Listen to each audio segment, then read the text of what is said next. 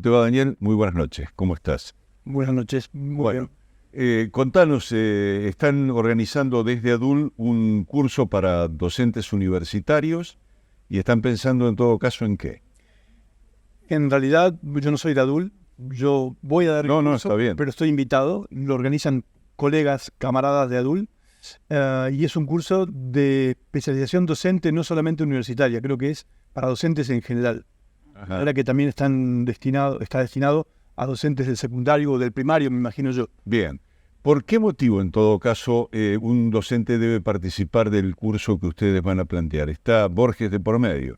Bueno, sí, digamos que es un curso en torno a uno de los escritores más importantes que ha dado el siglo XX en Argentina. Es un escritor muy representativo del país y de la literatura argentina de mediados del siglo. Y además es un curso que gira en torno al principal cuento, se podría decir. Si Borges es un cuentista, lo es a partir de este primer cuento publicado en 1940, en torno al cual va a girar este curso, que es Tlön Uqbar Orbis Tertius, un título un poco extraño, pero precisamente porque es un cuento un poco misterioso, que crea un género, todo un género, que va a ser el género de la ficción, es un poco en el fantástico de Borges, que va a caracterizar toda su literatura de la década del 40, del 50 y del 70.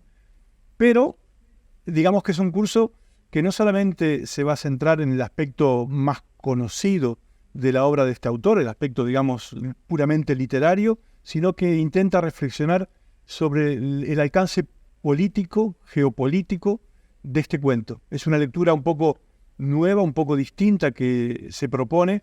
No todos los profesores participan de la misma idea, cada profesor dará su perspectiva, pero girará en torno justamente de el aspecto geopolítico que tiene este cuento de ficción publicado en 1940 en un momento muy complicado para el mundo en general. Correcto.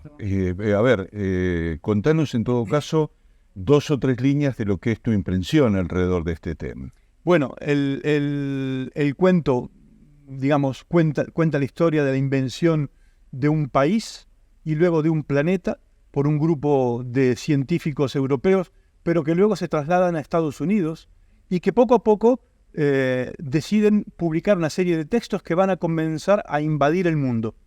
Invadir el mundo generando en el mundo una realidad distinta, de manera tal que los países distintos del mundo, y en este caso Argentina, porque el narrador es Borges y está en Argentina, comienzan a darse cuenta de que la realidad está cambiando, empieza a ser invadida por una realidad distinta.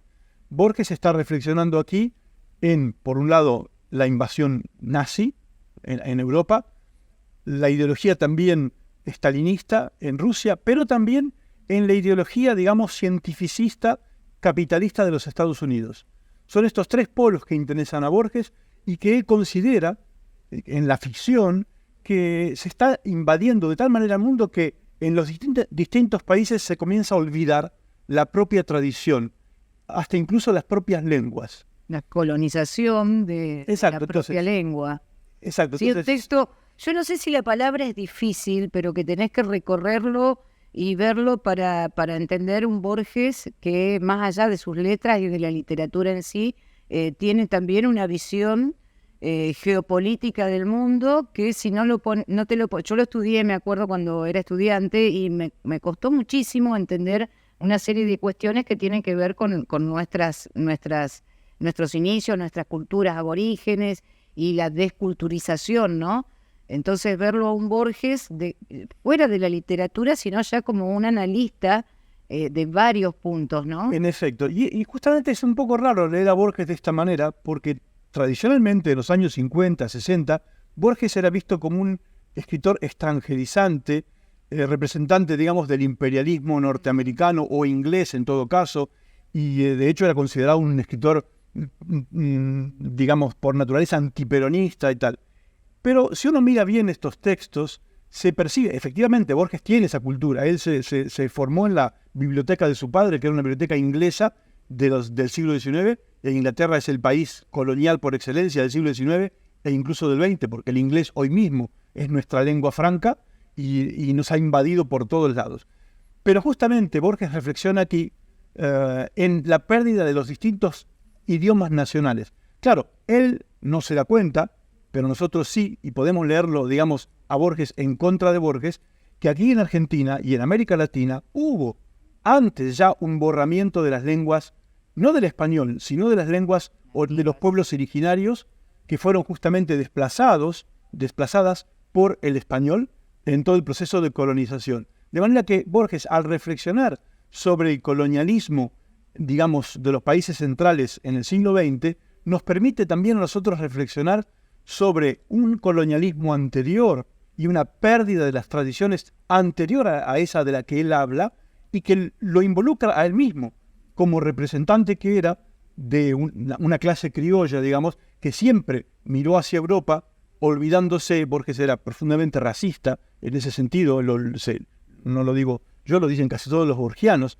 y entonces nos permite reflexionar justamente ayudándonos de Borges, porque hay que aprovechar incluso a un escritor como Borges, intentando pensar un poco en contra suya. Bien. Daniel, vos estás circunstancialmente en Santa Fe, tengo entendido, en realidad estás viviendo en otro lugar.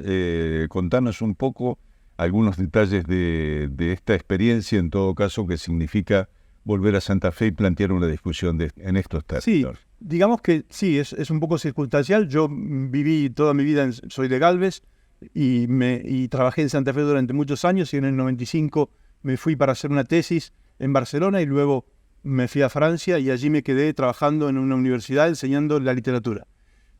Y bueno, volver a Santa Fe vuelvo a menudo porque tengo mi familia aquí, de manera que no es extraño, pero sí, digamos, cada vez me intereso más en las cosas que conciernen a la Argentina y en particular a esta región de Santa Fe. Y precisamente esta posibilidad de venir y a trabajar con colegas que trabajan en la literatura de Santa Fe me permite a mí situarme en el lugar. Ayer estaba leyendo un librito de José Pedroni, que es un poeta que nos lo disputamos entre los galvenses y los esperancinos. Los galvenses decimos que es más galvense, los esperancinos. Es un poco más esperancino que galvense, pero no importa. Es santafesino para nosotros. Y leía justamente un libro que se llama Monsieur Jaquin, que es un libro donde cuenta la colonización de Esperanza. Y precisamente, y yo pensaba en este curso, y dice, el primer poema sobre el río Salado, y dice Pedroni, no sabemos el nombre que tienes, le dice al río, porque el nombre que tienes es el nombre que se le ha puesto en lengua indígena. Y el poema empieza y termina aludiendo al crimen de los indígenas, a las masacres. De hecho, uno de los últimos poemas cuenta cómo los colonizadores de Esperanza vienen con 9 indios muertos, y eso está documentado.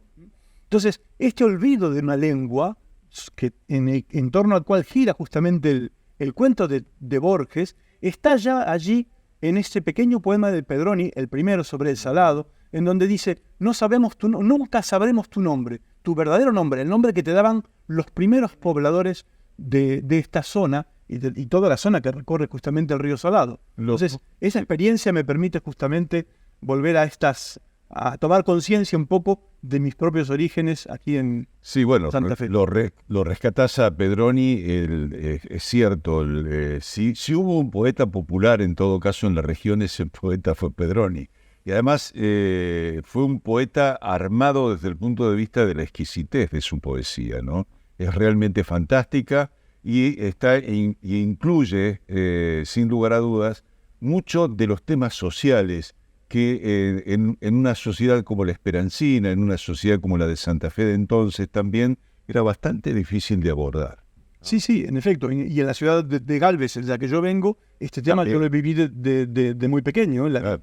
Bueno, Daniel, te agradecemos muchísimo. Esperemos que la gente se contacte con Adul y que se inscriba para participar de este debate. Las fechas creo que las tienen. No sé si las hemos dado. El 4 de agosto, 11 y 12 de agosto son los cursos principales, y luego el 9 y el 16 hay una reunión también para seguir la contribución que hagan los propios inscriptos al curso. Bueno, muchas gracias por participar.